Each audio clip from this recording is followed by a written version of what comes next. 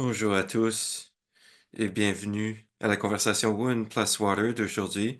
Je voudrais commencer en reconnaissant que chacun d'entre nous se joint à cette discussion sur le territoire traditionnel le premier peuple, partout dans le pays et autour du monde. Ici à Saskatoon, nous sommes réunis sur le territoire du Traité 6, le territoire traditionnel des Métis et des nombreux peuples autochtones. Nous continuons à vouloir célébrer les valeurs, les langues et les cultures autochtones qui correspondent à ce territoire. L'eau est le sang des sociétés et des humains. Et nous continuons à honorer les Premières Nations de la région de Saskatoon et nous affirmons nos relations les uns avec les autres et avec les terres et les eaux qui sont si essentielles pour notre santé et notre mieux-être. J'invite à ceux qui nous rejoignent d'autres territoires de reconnaître les terres et les eaux que vous appelez chez vous, afin d'établir l'intention d'une conversation productive aujourd'hui. Je m'appelle Corinne Schuster-Wallace, je suis directrice de l'Institut de sécurité de l'eau à l'Université de la Saskatchewan et je suis hôte de Women Plus Water. La conversation aujourd'hui se concentre sur le lien entre le climat et l'art. De lier la science et l'art, ça nous permet de transformer nos lieux aquatiques et de former des récits intéressants qui peuvent inspirer l'action. L'art peut aussi inspirer des espaces dont nous aurions peut-être jamais rêvé. Nous avons une conversation riche et intéressante devant nous aujourd'hui. Donc, nous allons limiter la durée des introductions pour avoir autant d'espace que possible pour les conversations. Mais comme toujours, il y a un peu de logistique pour l'événement d'aujourd'hui.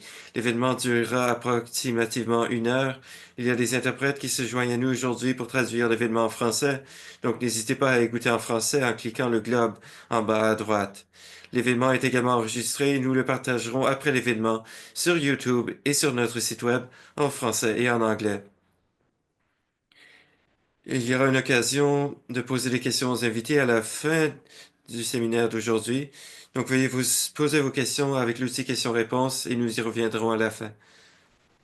Nous invitons tous les individus et tous les groupes présents aujourd'hui à avoir une conversation ouverte après l'événement avec les invités et nous remercions vraiment les invités d'avoir offert leur temps et leur présence pour l'événement d'aujourd'hui. Concernant les invités, je suis très heureuse d'inviter 4 personnes impressionnantes qui vont partager leurs expériences concernant l'art et le climat aujourd'hui. Jake Moore, elle sera l'autre aujourd'hui. Elle est artiste intermédiaire dont le médium particulier est l'espace. Donc, elle explore les espaces physiques et conceptuels et elle est directrice de la galerie d'art universitaire à l'Université de la Saskatchewan. Merci, Jake. Nous sommes honorés de vous avoir avec nous pour la conversation d'aujourd'hui. Ensuite, nous voulons accueillir Danny Lindemuth. Dani est organisatrice communautaire et militante. À travers son travail avec Water Watchers, Dani utilise la sensibilisation pour diriger les efforts des individus et des communautés. Merci de vous être joint à nous, Dani. Ensuite, nous avons Andrew Denton. Andrew utilise différents types de cinématographie qui recalibrent les aperçus, les expériences du temps et de l'espace dans des milieux quotidiens. Il est aussi le directeur de la nouvelle école des arts à l'Université de la Saskatchewan. Nous apprécions beaucoup votre présence aujourd'hui, Andrew. Et finalement, mais non de rien, non, nous avons Rebecca Rivola avec nous. Le travail de Rebecca relie l'art, les récits et les changements sociaux afin d'amplifier les voix marginalisées et d'inspirer de meilleures manières de vivre ensemble sur cette terre. Elle est artiste en résidence et conseillère d'apprentissage avec le Croix-Rouge Croissant-Rouge. Nous sommes très heureux de vous avoir avec nous aujourd'hui, Rebecca. Ceci étant dit, je vais laisser la parole à vous, Jake. Merci d'avance de cette belle conversation. Merci beaucoup. Je suis toujours heureuse d'être ici. Ça a été une très belle opportunité de mobiliser les invités qui vont se joindre à nous au cours de cette conversation. Ma mission sera de tout rassembler et de diriger une conversation constructive et organique. Les recoupements entre nous sont très forts. Les manifestations de nos pratiques sont très uniques. Je voulais donc vous donner une opportunité de partager mon écran et partager un petit peu au sujet de ce que je fais, gardant à l'esprit.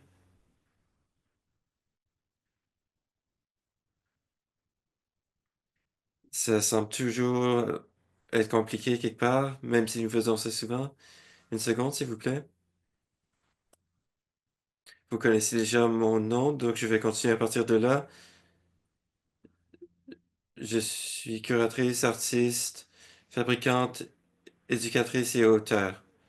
Et je vais vous donner une série de choses dans ma pratique que nous examinons la portée potentielle d'œuvres d'art, quelque chose connexe à ce lien entre les arts, la science, l'écologie, les récits et la création d'espace. Et quand je dis que ma matière première, c'est l'espace, ça ne veut pas dire que je travaille seulement dans les espaces conceptuels ou physiques. Je parle de cette distinction entre le lieu et l'espace. Le lieu, c'est quelque chose qui existe déjà, qui est formé par de nombreux récits, mais quand nous parlons de la création de l'espace, nous parlons d'un épaississement de ce potentiel. C'est vraiment une question d'idée de potentiel. Et très souvent, les artistes peuvent très bien examiner ce qui n'est pas très bien connu. Nous ne voyons pas vos diapos. Ça me demande d'arrêter de partager. Laissez-moi essayer à nouveau.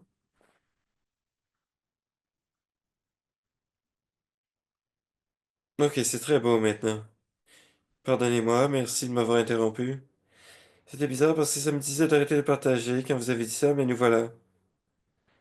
J'espère que vous avez compris un peu de ce que nous écrivions concernant le potentiel pour la fabrication d'espace et comment les artistes ont cette capacité de non seulement ne pas avancer dans une direction hétéronormative et capitaliste, ils peuvent interroger, chercher et animer ce qui pourrait être.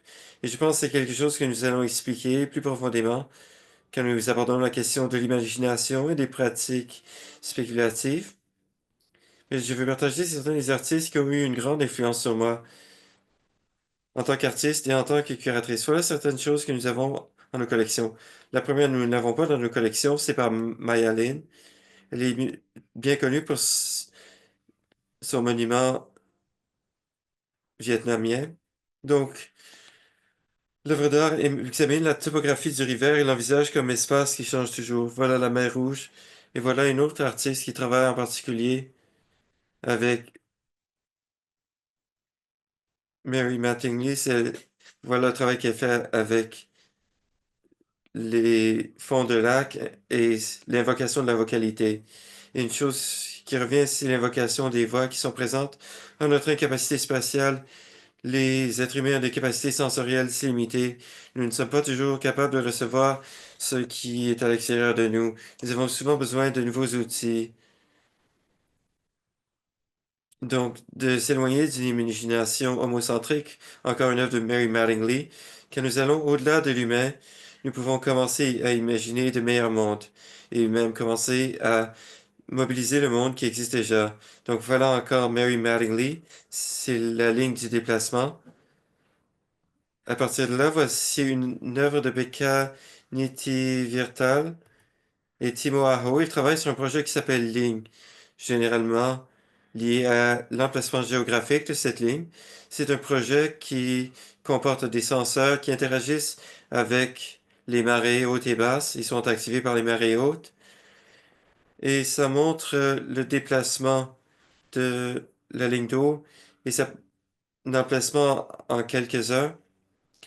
C'est un projet vraiment fascinant. C'est quelque chose que les données et les graphiques ne pourraient pas évoquer de la plupart des participants ou des acteurs dans le monde. Cet usage de lumière lié à des données scientifiques, ça ouvre vraiment des perspectives intéressantes. Je trouve cette image très poétique, mais également choquante d'imaginer ce qui ne pourrait pas être présent. Cette œuvre de Daniel, pardon, j'oublie son nom de famille. Il considère la glace comme une bibliothèque. Et si on utilise la surface de la glace comme une forme de pancarte, imaginez qu'on si on pourrait retirer ce qui se trouve dans la glace, quel genre de phénomène géologique détient de l'information illégible pour nous par le passé. Il y a une opportunité unique pour les artistes d'attirer l'attention à certaines de ces choses que la science n'a même pas encore demandées. Et je voulais examiner certaines choses en notre propre collection. Voilà une peinture qui s'appelle Christie Belcourt, par Christie Belcourt. Chaque point est une prière pour le système fluvial de la Saskatchewan. C'est une peinture qui se trouve à notre bibliothèque de Troyes. L'un des avantages de mon travail de conservatrice, c'est que je peux incorporer des choses à nos espaces publics pour changer notre compréhension de ces espaces. Donc, vous connaissez peut-être Christy Belcourt, mais ce projet, bien sûr, c'est une peinture. Ça utilise une forme de pointillisme qui évoque les tapisseries autochtones et elle décrit ce qui est absent de la conversation de manière que je considère très important. Je sais que c'est une diapo avec beaucoup de texte, mais c'est important de comprendre cette histoire du lieu et de l'espace. Comment elle décrit la traversée de Gabriel Dumont. Gabriel Dumont était le collègue métis de Louis Riel. Donc ici, sur le territoire du Traité 1, où je suis né, à Saint-Boniface, au Manitoba, vous examinez une évocation historique différente, rédigée sur de nombreux siècles, en de nombreuses différentes langues. Et dans ces cas-ci, elle parle de la rivière elle-même. Et non seulement c'est le donneur de vie, mais ça détient notre histoire. Donc, le fait d'avoir cette peinture en nos collections, c'est vraiment de manière puissante d'incorporer cette conversation à la bibliothèque de droit, où les gens qui formulent des politiques doivent prendre en compte ce que ça pourrait vouloir dire. Et c'est quelque chose que les artistes sont très bien préparés à faire. C'est d'incorporer à d'autres sites de conversation des informations qui n'auraient peut-être pas été considérées adéquatement. Voilà une œuvre de Ruth Callahan qui dit ne respirez pas, ne buvez pas. Elle a pris les travaux avec elle s'est inspirée des tapisseries autochtones avec des morceaux de la bâche sur laquelle se trouve l'eau. Elle réagit à ce qui se passait à la Première Nation Atiwa-Piscat. Il y avait des maladies portées par l'eau. Donc, elle a fait une tapisserie avec les bactéries et les parasites trouvés non seulement à Atiwa-Piscat, mais dans toutes les Premières Nations les 94 Premières Nations qui ont actuellement des avis d'ébullition d'eau. Nous avons tous entendu cette nouvelle. Nous pouvons avoir ces discussions et reconnaître que ces abus sont criminels, mais d'incorporer ça à une œuvre d'art, ça change vraiment notre mobilisation avec, et ça attire un nouveau type de réaction. Et l'une des nouvelles choses avec lesquelles nous travaillons, c'est un appel à l'action. C'est une chose que nous discuterons un peu plus tard. Je voulais parler également de Yana Winderen. Ça revient à mon travail, c'est-à-dire de travailler avec le bruit, la vocalité, de s'inspirer de phénomènes qui doivent un peu s'insinuer en notre capacité sensorielle. Yana Winderen est une artiste sonore fascinante. Ici, éclosion printanière dans la zone glaciale marginale. Cette œuvre d'art parle de choses qui doivent être incorporées à notre capacité sensorielle. Donc, par exemple, quand elle parle de cette zone glaciale, la frontière entre la glace ouverte, la mer ouverte et la glace marine, elle incorpore ces notions de manière un peu inattendue.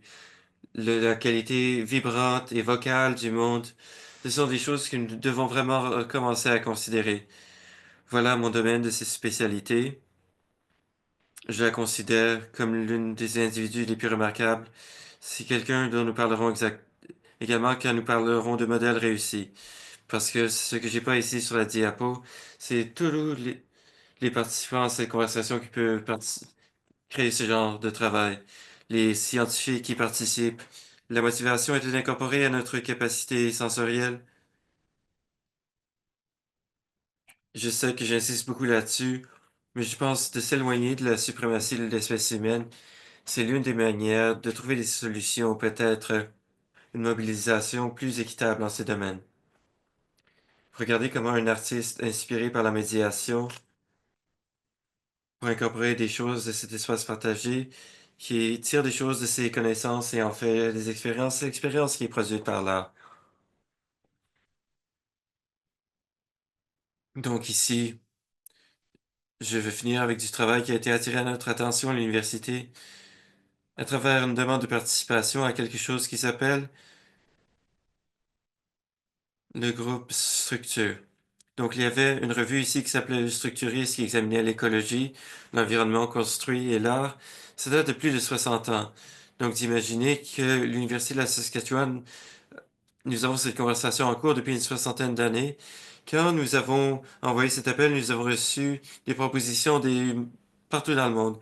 Et Sepideh Berouzian, c'est une personne qui réfléchissait à certaines des choses auxquelles nous réfléchissons aujourd'hui.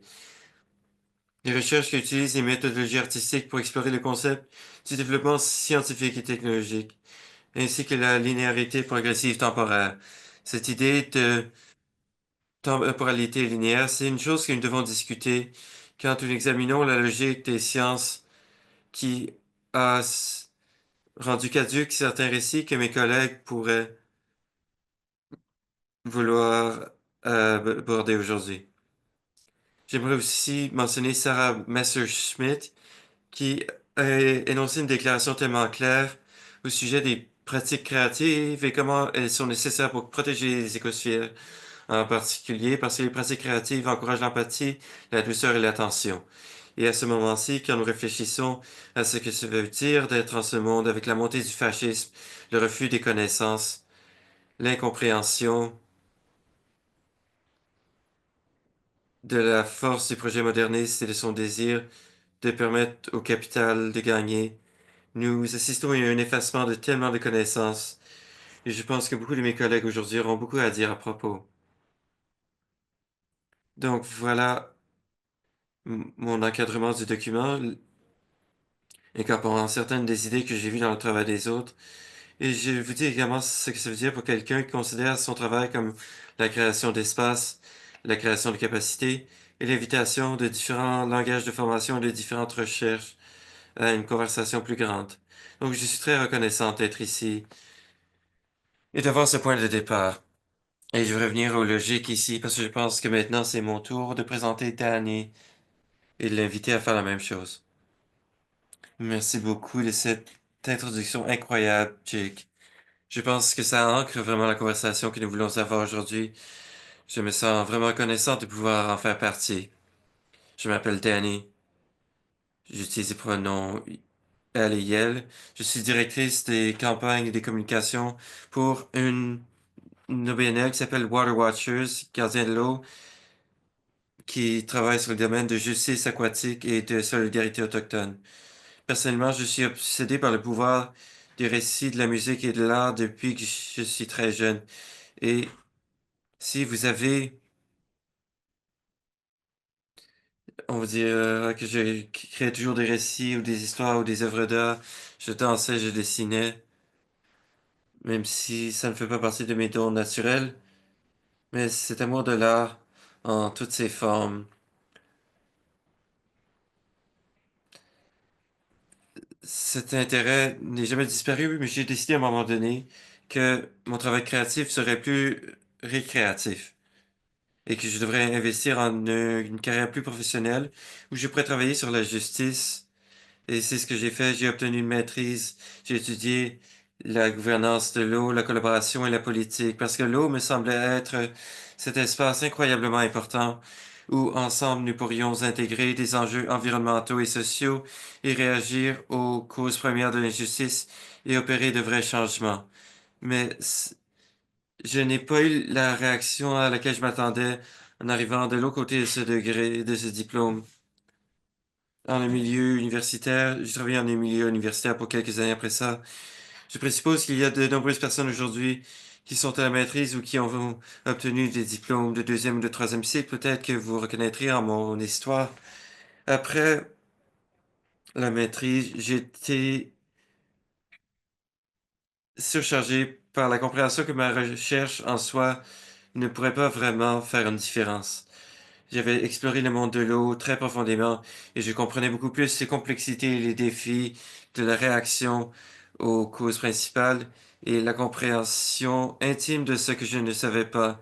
Vous pourriez étudier pendant une vie, je pense, et ne pas tout savoir, ce dont vous aurez besoin pour résoudre le problème de la gouvernance de l'eau. Et en les conversations avec les amis et les collègues,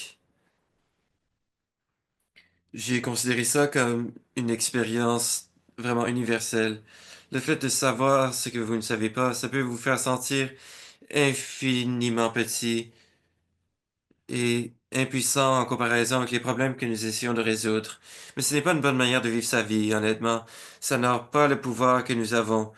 Donc, plutôt que de succomber à ce pessimisme, j'ai étudié les choses qui me donneraient de l'espoir. Donc, pour moi, c'était les histoires individuelles que j'ai croisées dans mes recherches en sciences sociales au sujet des gens utilisant leur pouvoir en leur petit coin du monde pour faire ce qu'ils pouvaient faire pour améliorer le monde, et particulièrement les femmes, et particulièrement à travers le moyen de l'eau. Ces récits m'ont donné cet espoir et m'ont inspiré à co-créer une plateforme à travers une amie et une collègue universitaire. Et ça nous a permis de rassembler ces histoires inspirantes de femmes travaillant dans le secteur aquatique et de travailler ça dans le secteur hydrique et de partager ça avec de nombreuses personnes pour inspirer l'espoir pour d'autres et pour retrouver une partie de notre espoir en cours de route. Même si je serai toujours spécialiste des sciences sociales dans l'âme et j'ai vraiment investi beaucoup dans la création de cet espace, finalement, je me suis lancé dans l'activisme, où l'art est utilisé pour inspirer les gens et les inspirer à demander du changement, pour créer le genre de pression dont nous avons besoin, pour que les décideurs puissent agir et résoudre les plus grands problèmes de notre temps. Ça peut être à l'échelle des mouvements de masse et à l'échelle hyper locale en différentes communautés. Donc, je vais partager quelques graphiques, quelques images pour donner une idée de à quoi ça pourrait ressembler pour l'art et l'activisme.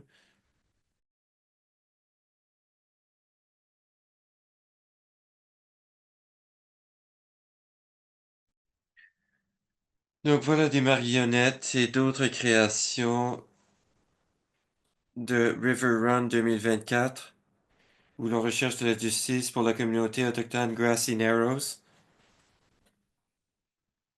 La science est claire depuis longtemps. Savait bien qu'une scierie contamine la communauté avec le mercure, et c'est le cas depuis les années 70, ça persiste aujourd'hui. L- Les pressions de développement et le changement climatique empirent ces charges toxiques et la communauté lutte la province de l'Ontario et le gouvernement fédéral pendant des décennies. River Run, c'est un événement annuel qu'ils organisent pour que les décideurs continuent à avoir cet enjeu à l'esprit. Mais c'est également un projet d'art vivant. Comme vous pouvez le voir de ces photos incroyables, ça rappelle tout ce que veut vraiment dire cette injustice et toute la solidarité que ça a inspiré.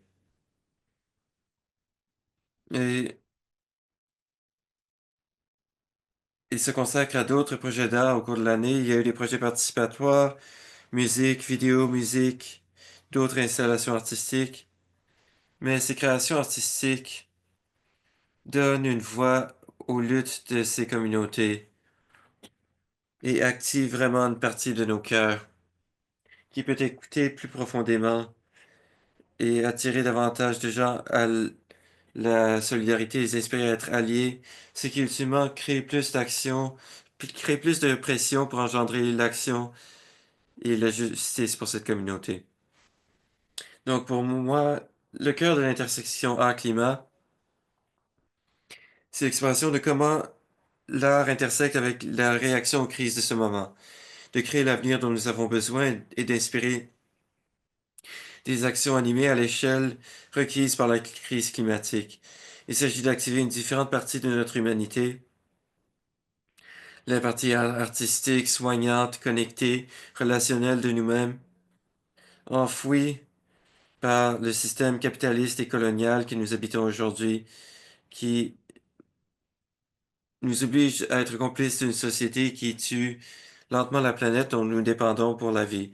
Nous devons éveiller ces parties de nous-mêmes et d'autres pour créer une société qui honore la vie sous toutes ses formes Et à mon avis, l'art sous toutes ses formes est la meilleure manière de faciliter ce réveil. Donc voilà mon petit message que je voulais partager avec vous en amont de la conversation aujourd'hui.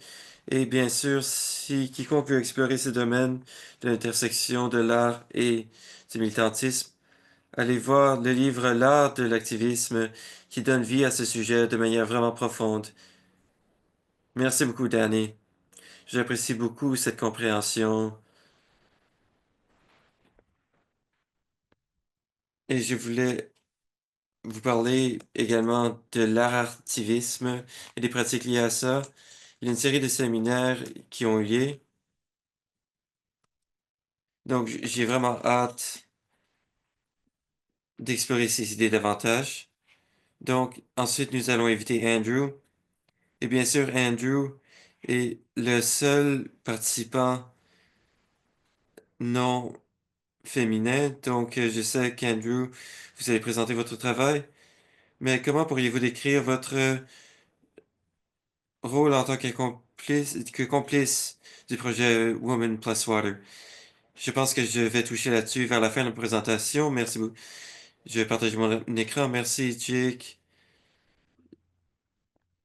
Je suis très heureux de cette opportunité de partager avec chacun d'entre vous. Donc, ce que je ferai dans cette brève présentation, je parlerai de la dernière décennie de travail que je fais avec les urgences environnementales et comment ça a commencé en tant que projet individuel et c'est devenu un processus collaboratif. Le projet a commencé avec un doctorat basé sur la pratique à l'université Monash et c'est né d'une intuition que j'ai eue en travaillant dans les forêts de la Colombie-Britannique en tant que planteur d'arbres dans mon adolescence, et j'ai vu l'urgence climatique de première main. Cette intuition avait deux composantes. Premièrement, que beaucoup du dommage environnemental que nous infligeons est invisible avant que nous le voyions nous-mêmes, donc c'est vraiment une force invisible. C'est très difficile de saisir. Et deuxièmement, qu'en documentant ce travail, c'est souvent de manière contre-intuitive. Le journalisme est souvent contre-intuitif par rapport à notre manière naturelle d'appréhender ces enjeux. Donc, j'ai réfléchi à comment agir et réfléchir et penser différemment dans le monde.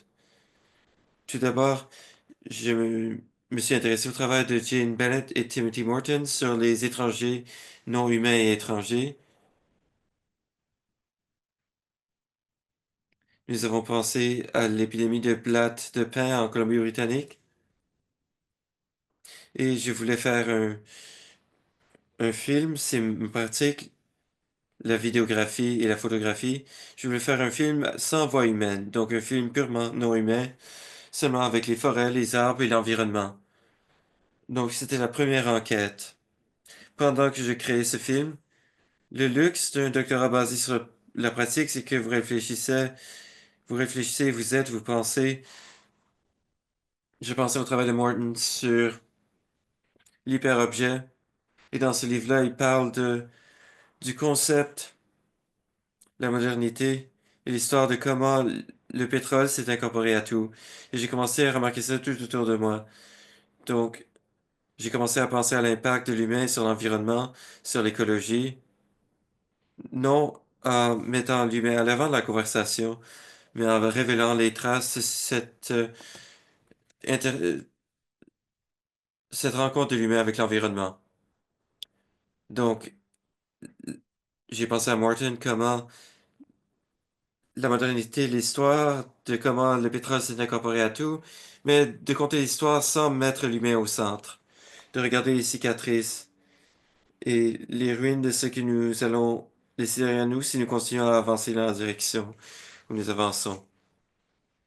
Donc, nous continuons à réfléchir à comment calibrer le quotidien à l'étrangeté pour l'envisager de manière différente et le permettre d'être de manière différente et mobiliser le monde de manière différente. Plutôt que de dire comment penser, c'est souvent ce que nous avons avec les documentaires. J'avais vu un film fait par la BBC qui s'appelait Les chiffres du changement climatique et ça m'a mis en colère. C'était des scientifiques qui parlaient de chiffres et de graphiques sans interagir avec le monde de manière poignante. Donc, les conclusions de mon doctorat, c'était que de travailler individuellement sur un projet, c'était très important pour moi. Et c'est un mécanisme qui me permettait de gérer la mélancolie et la tristesse que je ressentais. Mais j'ai aussi senti qu'il y avait d'autres manières de s'intéresser à ce domaine en dehors de la pratique individuelle. Donc, en termes de comment ma pratique artistique s'est intéressée à d'autres méthodologies, j'ai incorporé ces pratiques à d'autres domaines pour former une conversation multidisciplinaire. Voilà une collaboration avec Sir Jersey. Et il y a des géoscientifiques de l'Antarctique. Nous avons pris leur archive de dizaines de milliers d'images et nous avons créé une exposition photographique qui était documentaire et nous avons fait abstraction de l'environnement pour étudier son étrangeté et, et susciter l'émerveillement. Parce qu'une chose que je vois quand je travaille avec les scientifiques, c'est ils remplissent d'émerveillement, c'est qu'ils font et remplissent d'émerveillement et suscitent l'émerveillement. Une chose que les artistes peuvent faire et que les concepteurs peuvent faire, c'est extraire cet émerveillement et le partager. Alors, on vient de changer d'interprète ici. Alors, ça me ramène ici à la question de Jake. Et ça me fait vraiment plaisir de pouvoir justement ramener le sujet ici à la surface parce qu'on parle de projet de 2022 par l'entremise de l'Université de Canterbury où on parlait avec les éducateurs de la petite enfance et leur association internationale pour savoir comment les jeunes interagissent avec l'eau. Et en tant qu'artiste, on a parlé avec M. Mamadi qui faisait de la recherche pour justement établir d'autres liens avec la Convention. On essaie de calibrer la façon dont on voit le monde d'après le visuel et le photographique. Pas seulement qu'en prenant des notes ou qu'en recueillant de la documentation, mais on y va aussi à l'échelle artistique. Et c'est là où on en est arrivé avec ce projet. On a appris de tous nos projets finalement, hein. On essaie aussi de parler des effets de faire ce travail-là, de comment on ressent le travail que l'on fait et comment ça nous affectait de faire ce travail. Ce qui était très intéressant ici, c'est qu'il y avait une panoplie de chercheurs qui étudiaient plusieurs aspects, mais tout le monde avait des attentes. Et selon les disciplines, les résultats changeaient ou les attentes changeaient.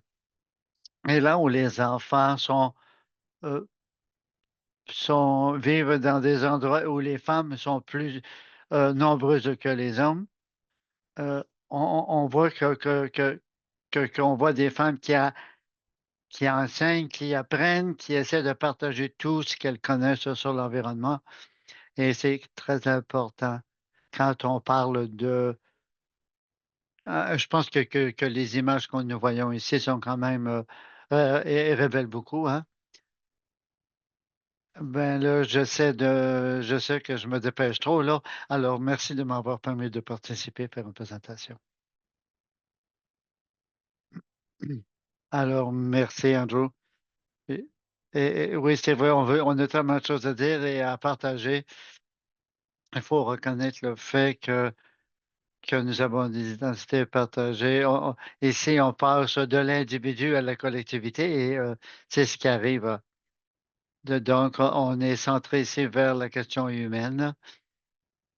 Là, c'est ce qui était important, c'est que c'est merveilleux dans la science c'est possible d'être émerveillé quand on arrive à faire un travail ensemble. et qu'on est capable. Alors, merci beaucoup d'avoir partagé, Andrew. Alors, merci, Jake. Ça me fait plaisir d'être avec vous aujourd'hui. Euh, Je m'appelle Rebecca, oui, voilà. Je suis une artiste en création et je vois des questions à vous poser. On vit souvent des crises émotionnelles, psychologiques, spirituelles, quoi que ce soit. Je vais explorer aujourd'hui l'eau et je veux discuter ces choses-là avec nos trois panélistes et aussi répondre aux questions que vous allez me poser dans le chat. Ici, j'ai un petit livre pour vous. Je l'ai créé pour vous. Quand on pense à l'avenir et de l'eau, peut-être vous pensez qu'on va s'effondrer d'une façon apocalyptique ou des choses de même.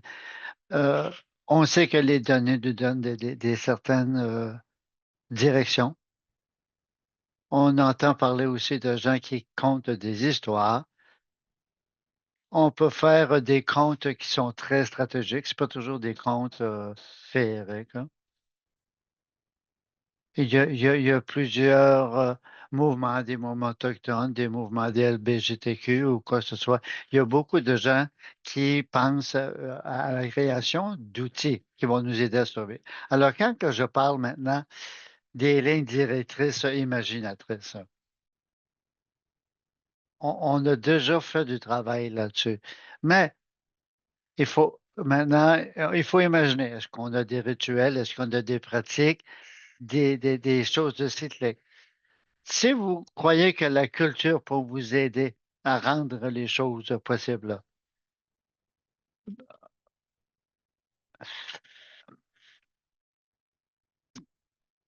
on a toutes sortes de solutions qui ont été présentées avant. Il y a rien qui est fait présentement aujourd'hui qui est neutre. OK? Il y a toujours des raisons pourquoi les documents existent et pourquoi les comptes sont créés, etc., etc.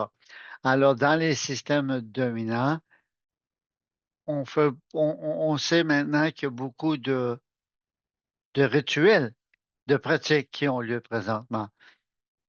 Et ça en est des travaux imaginatifs. Donc, c'est travailler avec l'eau, travailler avec les perles, travailler avec toutes sortes de... D'ailleurs, ici, j'ai des exemples. Jake, ici, vous voyez Christy Buckott, chaque point d'une prière pour les rivières de la Saskatchewan. Peut-être que vous connaissez ce travail-là. Ce qui est intéressant ici, c'est que j'ai choisi ce travail ici, cette œuvre ici, parce que j'ai parlé avec Christy lors d'un programme que j'ai aimé. Elle me parlait vraiment de la façon dont elle avait été inspirée d'un rêve qu'elle a eu. Elle a eu un rêve et il y a un insurgent qui lui a parlé, qui lui a dit, moi, les renouilles, là, j'en m'en ennuie. Elle, ça l'a réveillée et elle était apeurée. Et elle a appris que dans l'habitat, justement, de l'esturgeon, selon elle, elle ne savait pas qu'est-ce qui se passait avant d'avoir le rêve. Elle a découvert que dans l'habitat de l'esturgeon, les grenouilles étaient en danger, étaient menacées. Alors, elle a commencé à faire du travail là-dessus pour venir à la défense de cette espèce. Alors, elle, ses rêves, c'est une façon de savoir quoi faire. Et ça donne forme à son monde créatif. J'aimerais ça que ça va être nous aujourd'hui, mais enfin. Le deuxième exemple, c'est Sami Futurism.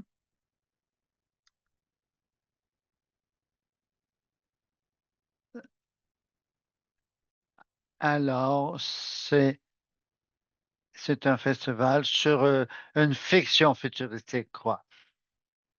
Et qu'est-ce qui arrive après avoir eu des périodes climatiques diaboliques et qu'est-ce qu'on fait avec les rencontres rituelles? Qu'est-ce qu'on fait maintenant avec les rencontres autochtones et tout, tout, tout? Et alors, on parle à ce moment-là de la culture autochtone qui existait autrefois. Et, donc, elle nous fait réfléchir sur les choses qui peuvent se produire entre maintenant et le futur. Elle nous demande, est-ce que dans l'avenir, est-ce que c'est possible qu'on ait des nouvelles des nouvelles tribus, des nouvelles cultures. Et selon elle, c'est déjà en route, ces nouvelles cultures-là. Et si vous voyez à gauche, il y a des illustrations qui nous permettent de visualiser le monde qu'elle a envisagé pour l'avenir. Maintenant, un livre Octavia's Brood qui a été fait par Adrienne Mary Brown et Wadila et Marisha. On essaie de restaurer l'expertise aquatique d'autrefois. On fait beaucoup de fiction spéculative. C'est la science-fiction, finalement. C'est, c'est pas un échappatoire. C'est c'est une visualisation qui nous permet de visualiser ce qui pourrait peut-être arriver dans le futur et se préparer. Le quatrième ouvrage de Lucy Pierce, She and the Sea, elle écrit avec l'eau, elle. Elle a une relation très, très, très intense, une compréhension très intense aussi de nos connexions avec les cours d'eau et la façon dont nous répondons aux crises environnementales.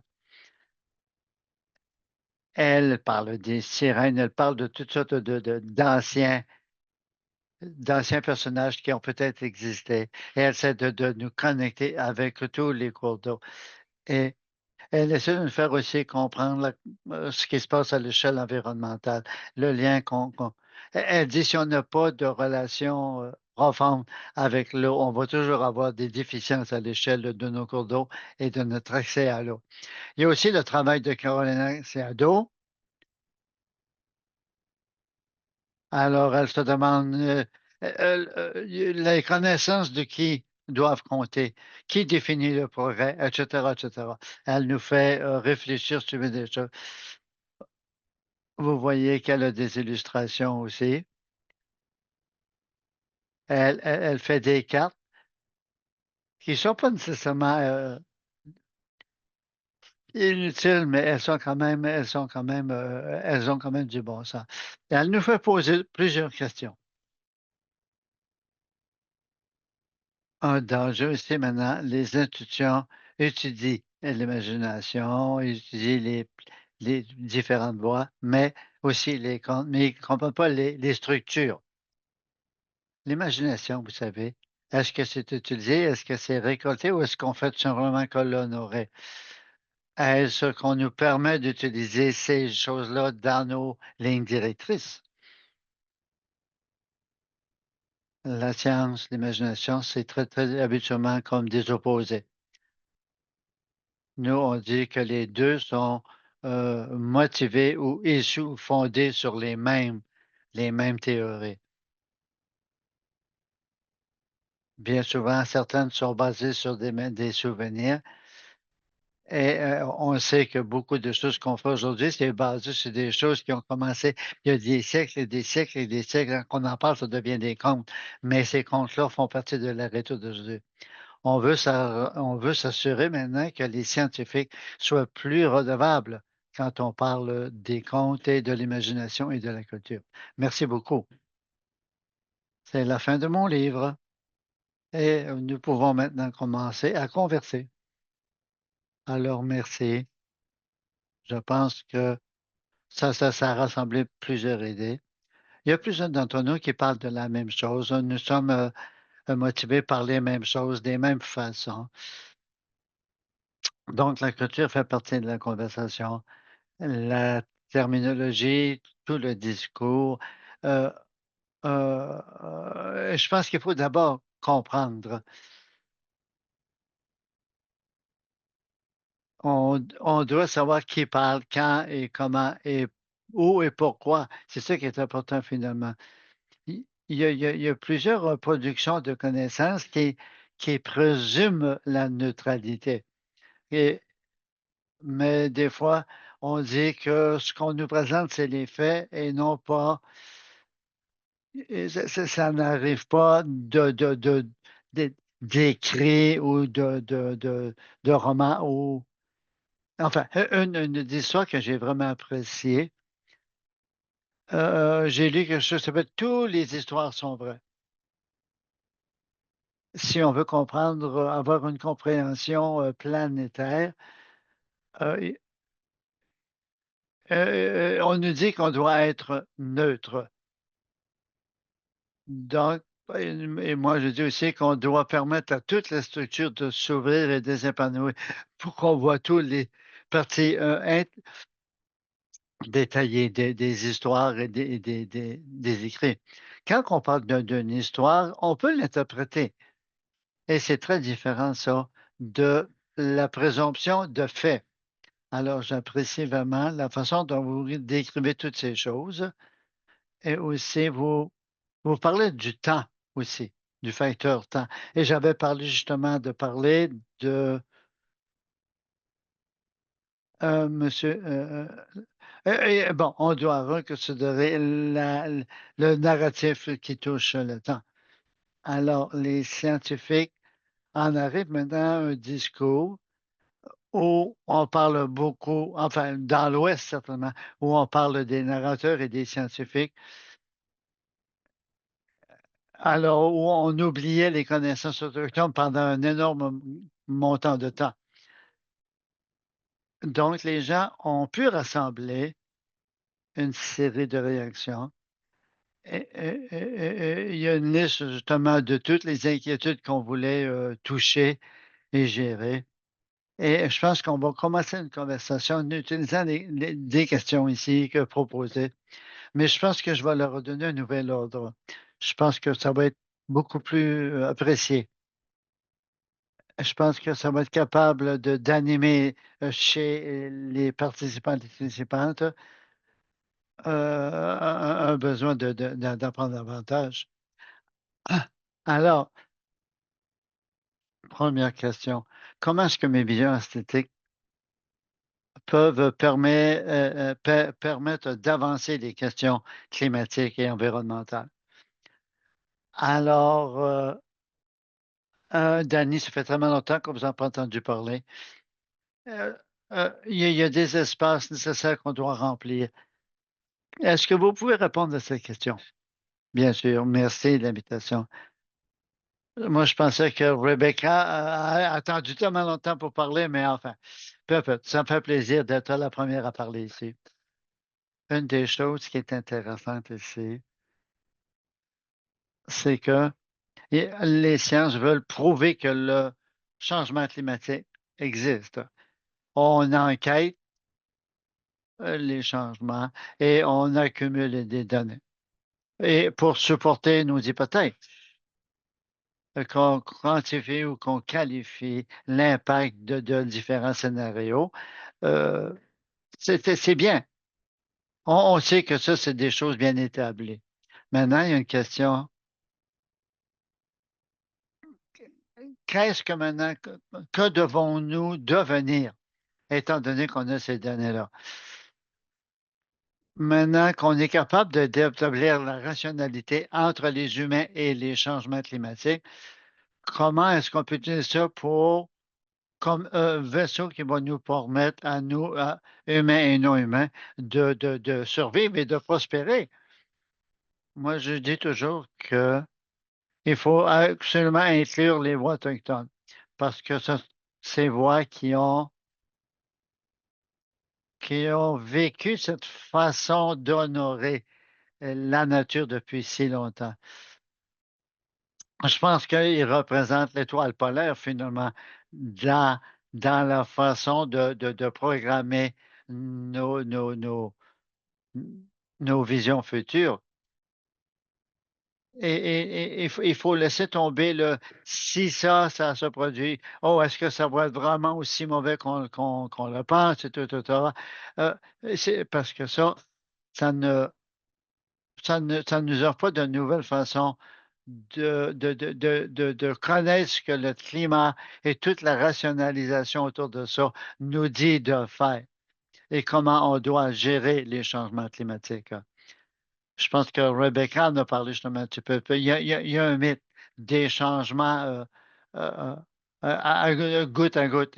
Et en quoi est-ce que ça va aboutir finalement? Donc, ça doit se faire de pièce à pièce, de morceau en morceau. il faut avoir quoi, des changements systémiques à grande échelle. Est-ce qu'on peut parler différemment? Est-ce qu'on peut visualiser différemment? Est-ce qu'on peut parler d'histoires vraies? Est-ce qu'on doit utiliser plusieurs formats multimédia? Donc, est-ce qu'on incorpore tout ça dans l'avenir? Il nous restera peu de temps, puis selon moi, on vient juste de commencer. Mais enfin, vivement ici, avec l'auditoire maintenant, euh, pardonnez-moi, j'espère qu'on va pouvoir se rencontrer à nouveau pour vraiment en parler davantage. C'est un sujet qui est tellement riche, mais nos participants, participantes veulent s'impliquer aussi. Maintenant, une autre question. Les arts ont déjà donné des formes à certaines narrations, certaines discours que nous avons. OK, c'est vrai qu'il faut prouver les choses, il faut être capable d'aller dans les faits, mais maintenant, il faut avoir un lien entre ce qu'on a appris et la façon dont on l'utilise de façon humaine. Oui, oui.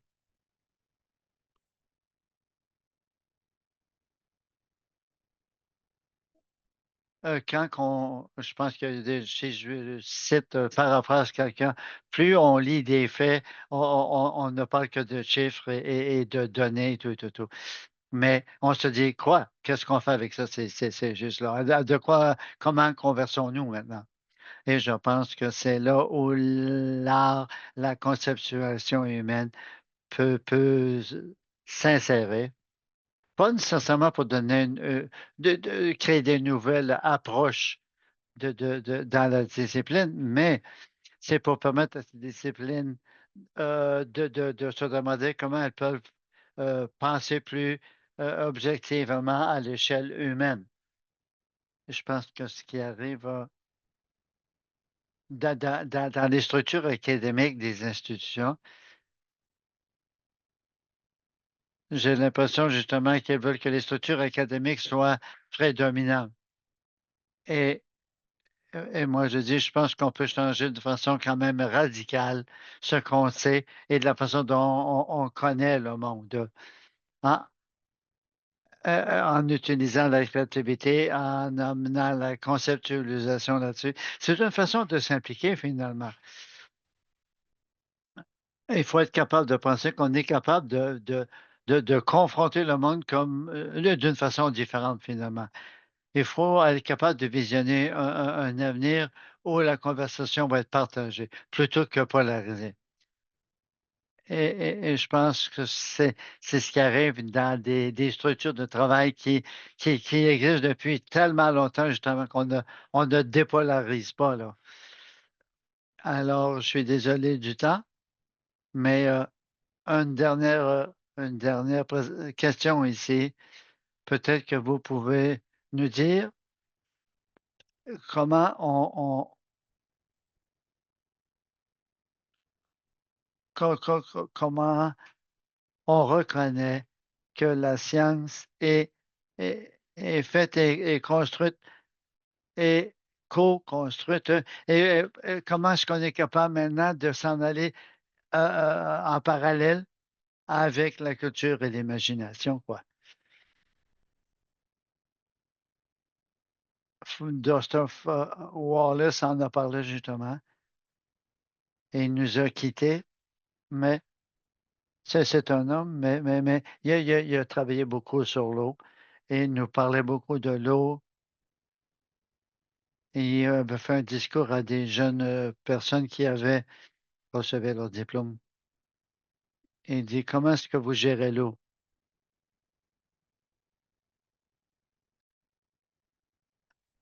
C'est ma- je- c'est malheureux de ne pas vous voir face à face ici, mais il faut considérer l'endroit où on se trouve, où leur imagination se trouve et d'où elle arrive, cette imagination. Il y a des gens qui ont de l'imagination du passé, du présent et de l'avenir. OK? Je pense que ça nous donnera une carte qui nous permettra de comprendre les méthodologies, le monde, les idées, les choses que l'imagination peut capter et nous aider à comprendre le monde. Moi, je pense que si vous utilisez le chat pour partager, justement, c'est des choses, ces choses que vous étudiez, qu'elles arrivent du passé, du présent ou de l'avenir. On parle beaucoup de la perspective autochtone. Oui, c'est quand même abstrait comme possibilité. Et les questions qu'on peut se poser, comment est-ce qu'on agit d'une façon appropriée, qui, n- qui fait en sorte qu'on ne prend pas juste les choses qu'on veut entendre ou qu'on veut voir, euh, donc qui est beau, qui englobe tout, sans, sans préjudice. Ben, je pense que c'est une invitation de poursuivre la conversation, mais on a une scientifique autochtone ici. Moi, j'utilisais du langage de la connaissance. C'est un langage qui nous permet d'éventuellement savoir. Alors, si on finit par connaître quelque chose, ça veut dire que c'est une chose qui existe déjà. Par contre, si on se met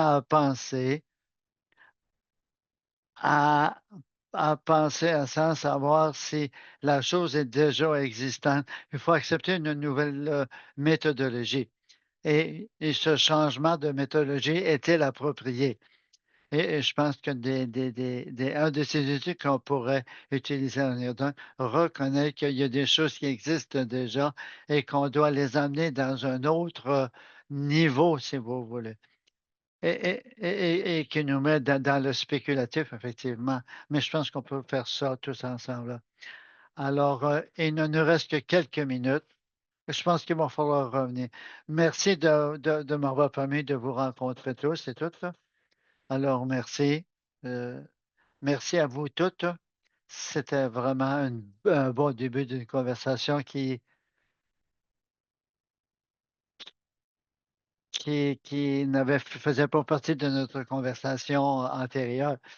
Alors, comme vous dites, on a besoin de plus d'espace justement pour inclure ce domaine-là dans notre conversation parce que l'année 24-25, justement, permet de penser à des nouvelles façons.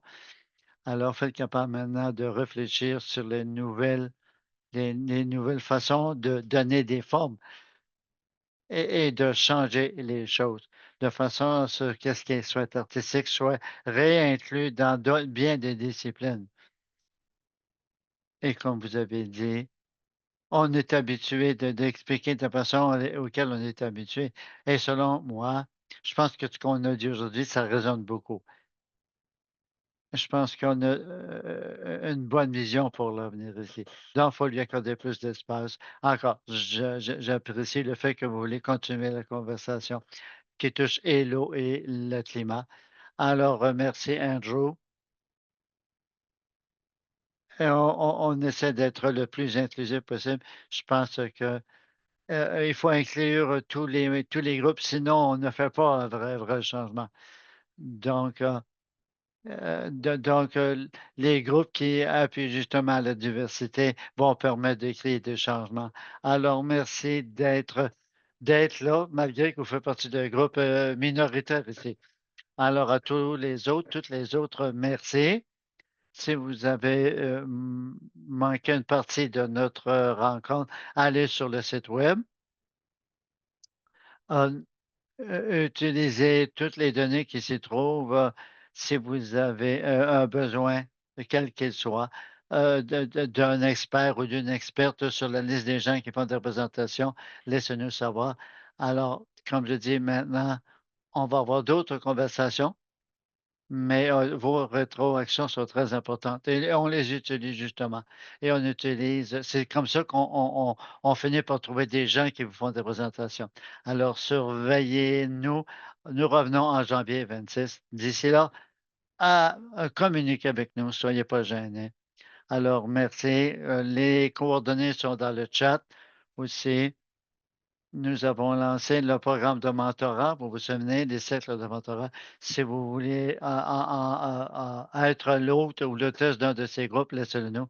Alors, allez voir notre espace et ça va ajouter à la conversation. Encore, merci beaucoup, Stacy, à toute l'équipe du travail. Merci aux interprètes qui sont là depuis le début des premières conversations. Alors, donc, aussi des gens de l'Université de la Saskatchewan, merci. Merci d'avoir resté un peu plus longtemps que prévu. Notre conversation était fantastique aujourd'hui et on va s'en servir pour construire des conversations. Faites bien attention et on se revoit en janvier 27. Ça va être étrange, mais il va se passer beaucoup de temps d'ici ce temps-là. Mais je pense que c'est ça le continuum du temps entre les conférences. Alors voilà, au revoir.